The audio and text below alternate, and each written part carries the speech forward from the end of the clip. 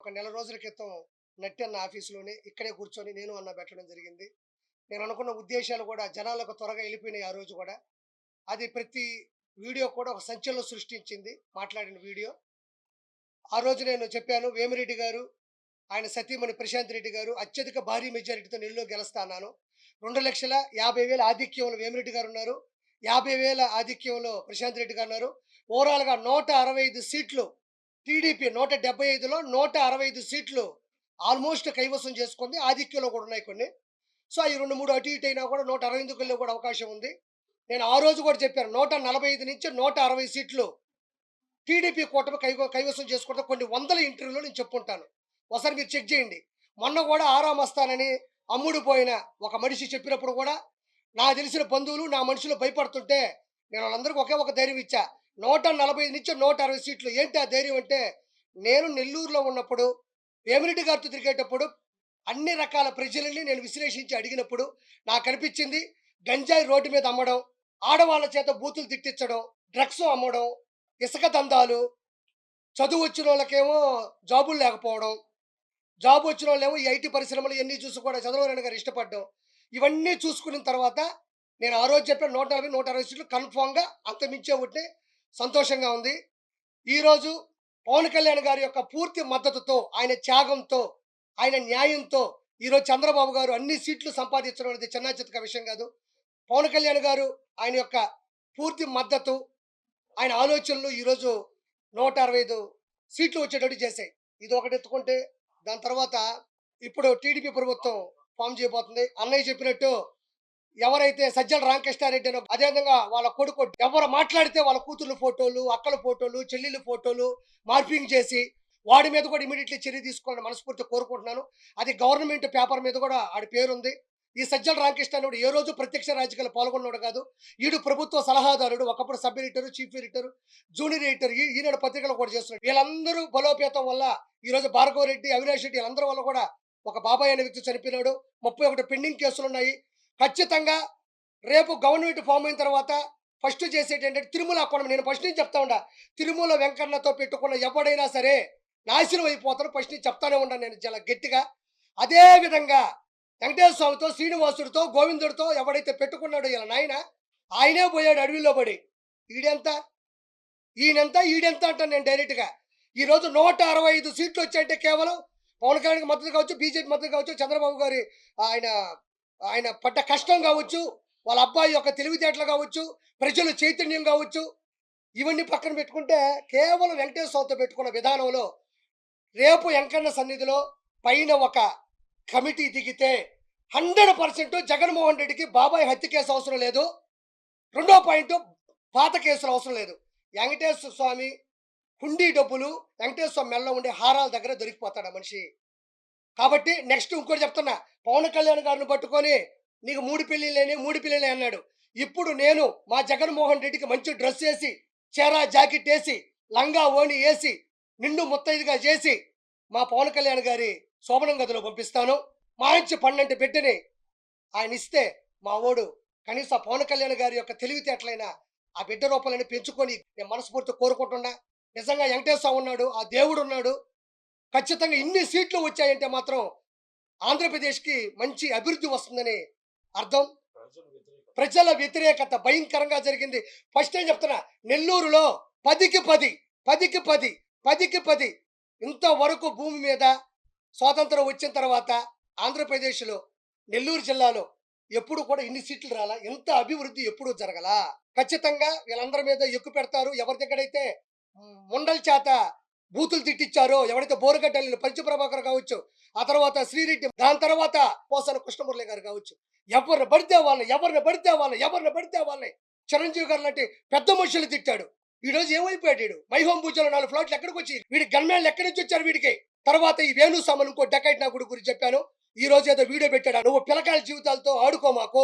సమంత గారి, నాగచైతన్య గారి ఎక్కడ పబ్బులో వినేసా నా కొడుకు జ్యోతిష్య రూపంలో చెప్తే అది జనాలు నమ్మి కొన్ని కోట్ల రూపాయలు పోగొట్టుకొని ఈ మెల నా కొడుకు ఈ రోజు చెప్పాడు. నా తప్పు అయిపోయింది, నేను ఇంకా చేయను.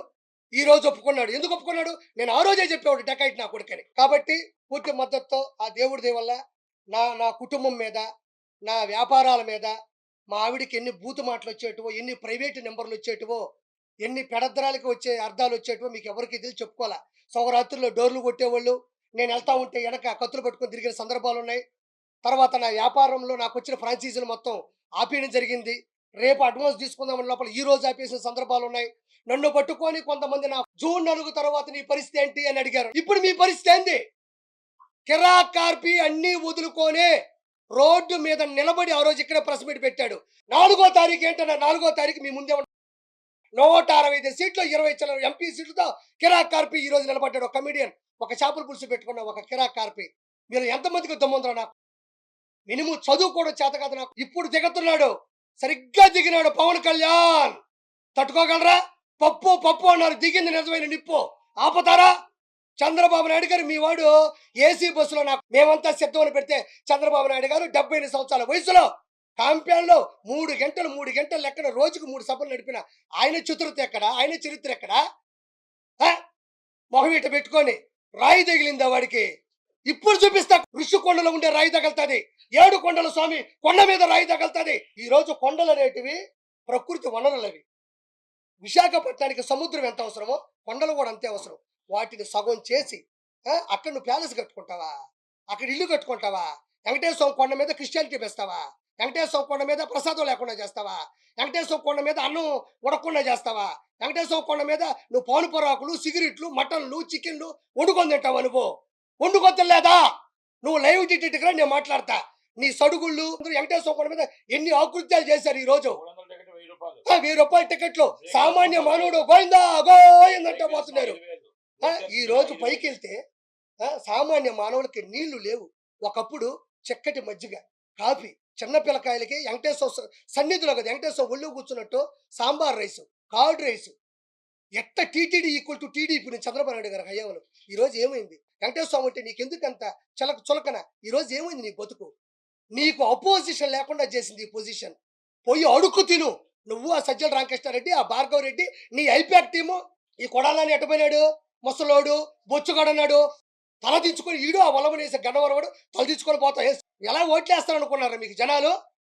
మీరు గంజాయి తీసుకుని అంత ఒక సీఎం క్యాండిడేట్ని ఒక ఎమ్మెల్యే క్యాండిడేట్ తిడతాడా? ఒకవేళ మాట్లాడాలంటే క్యాండిడేట్లు మాట్లాడుకోవాలా. ఈ రోజు నిన్ను నేను నిలదీసే స్థాయికి ఎందుకు దిగజారిపోయినావు నువ్వు? ఏడా పేరు నానియాడు, ఏడా పేరు కిట్టుగాడు, ఏడాడు మిథున్ రెడ్డి, వైవి సుబ్బారెడ్డి, విజయసాయి రెడ్డి, ఏటుగాడు ఏడే, వేమిరెడ్డి ప్రభాకర్ రెడ్డి మీద ఎక్కడ పోయాడు? ఎయిర్పోర్ట్ చేస్తావు నువ్వు. చెప్పారుగా డిపాజిట్లు రావని చెప్పిన కొంచెం అటు ఇటుగా పోతా ఉన్నట్టుంది. నా అంత సాధ్వి లేదు. నేను ఒక తాళపాక అన్నమయ్య వెంకటేశ్వరం దగ్గర పోతుంది. రోజమ్మయ్య, రోజా మా అత్తే. అది కాదు కాదు ఇప్పుడు ఆమె ఒక హిందూ అండి. నేను ఎవరు తక్కువ అంచనేసి చెప్పట్లే. నేను మా ఆవిడ నా పరిచయం అయిన తర్వాత నాకు మా ఆవిడ పరిచయం తర్వాత ఫస్ట్ నేను తీసుకెళ్ళింది నెల్లూరు దర్గాకి, పసుమూరు దర్గాకి. అంటే నాకు హిందూ ఆయన ఎందుకు ఇష్టం. నేను 2 సినిమాలకి కో డైరెక్టర్గా క్రిస్టియన్ మూవీకి చేశాను, సేవియర్ అని. ఇప్పుడు కూడా ఆర్పి నాయుడు అని ఉంటుంది చూడండి. అంటే నేనేదో కమ్మని చెప్పడం కాదు, దాంట్లో ఆ పేరు ఉంటుందని చెప్తున్నా. ఆ మనిషి పైకి 30 బండ్లు, 40 బండ్లు, ఈమె గన్మ్యాన్లు, ఈమె హోదా, ఈమె టింగు. నన్ను చూడు, నా అందం చూడు. ఏమైందమ్మా ఈరోజు? ఏం చూడాలి నీకు? ఎగిరిగిరి పడ్డావు, 1000 కోట్లు దంచావు నువ్వు. ఈ రోజు నగిరీలు అట్ర ఫ్లాప్ అయ్యావు నువ్వు. ఏం కర్మ నీకు? వెంకటేశ్వర స్వామి దగ్గర జరిగే అవినీతిని ఒక్కరోజు ప్రశ్నించకపోయాను. జగనన్న అందరూ నిన్ను మెచ్చుకుంటున్నారన్న అన్న గొడ్డలే. ఏం కాదు, 10 ముష్టి వేసాం, ఆ 10తో బతకండి. ఈ రోజు అపోజిషన్ లేదు. ఒకటి మాత్రం చెప్తున్నా, అదే అంతే. నేను ఒకటే ఒక మాట మాట్లాడుతా ఉండా. ఫైనల్ గా చంద్రబాబు నాయుడు గారి హయాంలో పవన్ కళ్యాణ్ గారి పూర్తి మద్దతుతో ఈ రోజు ఈ జగన్ ఒకే ఒక మాట చెప్తా ఉండా.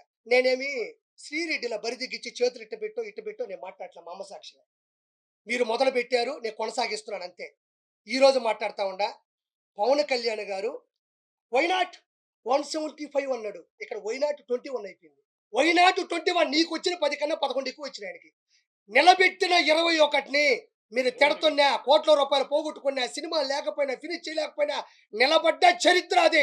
21 వైనాట్ 21 అని ఆయన ఏ రోజు వల్ల. కానీ 21 వచ్చినాయి ఆడ. నీకు ఎన్ని వచ్చినాయి? 10. నా తెలిసి ఇంకా కొంచెం ముందుకు పోతా ఉంటే ఇంకో 3 పోయేటట్టు. మొత్తానికి గుర్తుపెట్టుకో, నేను ఇట్లా తిడుతున్నాను అంటే ఎన్ని అగాత్యాలు వచ్చినాయో. అక్కడ తిడుతుంటే తిరగబడ్డ తమ్ముడిని చంపేసి నుంచి ఈ ఆవేశం వచ్చింది. ఇసుక దందాలు చేసి గుంటలు పోయి మొత్తం చెరువులన్నీ లోడేస్తే నాకు ఆవేశం వచ్చింది. వెంకటేశ్వర స్వామిని నాశనం చేస్తే నాకు ఈ ఆవేశం వచ్చింది. గంజాయిని నడి రోడ్ల మీద పట్టపగలు అమ్ముతుంటే నాకు ఈ ఆవేశం వచ్చింది. జగన్మోహన్ రెడ్డి ఉచ్చలాంటి ముందు తీసుకొచ్చి మిగతా వాళ్ళందరికీ అమ్ముతుంటే ఆంధ్రాలో నాకు ఈ ఆవేశం వచ్చింది. నా ఆవేశంలో నేను 100 అంట. నెక్స్ట్ నుంచి నట్టన చెప్పినట్టు సినీ ఇండస్ట్రీలో కూడా పోసాని అంటాడు. వాడు పోయాడు. వాడికి ఎఫ్‌డీసీ చైర్మన్ అంట, ఫిల్మ్ డెవలప్‌మెంట్ కార్పొరేషన్. ఎవడికి తెలియదు. వాడు ఏ రోజు ఫిల్మ్ డెవలప్‌మెంట్ కార్పొరేషన్ అంటే నట్టెన్నకున్నంత నాలెడ్జి, నట్టి కుమార్ అన్నకున్నంత ప్రేరణ, నట్టి కుమార్ అన్నకున్నంత ఆవేదన ఏ రోజు నేను చూడలే. ఎఫ్‌డీసీ చైర్మన్ అంటే, అయ్యా జగన్మోహన్ రెడ్డి గారు చిరంజీవి గారి ఇంటి ముందు ఇది చేద్దాం, లేకపోతే నాగార్జున గారితో పెట్టి కొంచెం వీళ్ళందరినీ నిధులు తీసుకొని ఒక ఇల్లు కట్టిద్దాం, లేకపోతే ఇంకోటి చేద్దాం, ఎఫ్ఎన్సీసీ చేద్దాం, ఫిలిం ఛాంబర్ చేద్దాం, 24 క్రాఫ్ట్స్ ఉన్నాయి, వాటిని పైకి తీసుకొద్దాం, రకరకాల సంఘాలు ఉన్నాయి, లేకపోతే నిరుపేద కళాకారులకు ఇల్లు పట్టాలిద్దాం, లేదంటే నిరుపేద కళాకారులకు 24 గంటల భోజనం అని ఒక పథకం పెడదాం. పాపం ఆర్టిస్టులు కృష్ణానగర్లో భోజనం పెట్టి ఈ వదిలేసి చిరంజీవి గారు ఓడిపోయారు, పవన్ కళ్యాణ్ గెలవడు. చిరంజీవి గారు 21 వచ్చిన ఈ చిలకలూరుపేటలో వీడికి ఏమొచ్చినాయి? వీడికి ఆ రోజుల్లో డిపాజిట్ రాని పవన్ కళ్యాణ్ గారి స్థాయి మీద తిట్టారు. ఈరోజు ఒక చరిత్ర అయిపోయినాయి ఆ తిట్లోని కలిపి. కాబట్టి ఇంత గొప్ప విజయాన్ని అందించిన ప్రజలందరికీ నేను వాళ్ళ పాదాల మీద పడి నా నమస్కారాలు తెలియజేసుకుంటూ, నేను మీ కిరాకార్పిని. జై చంద్రబాబు.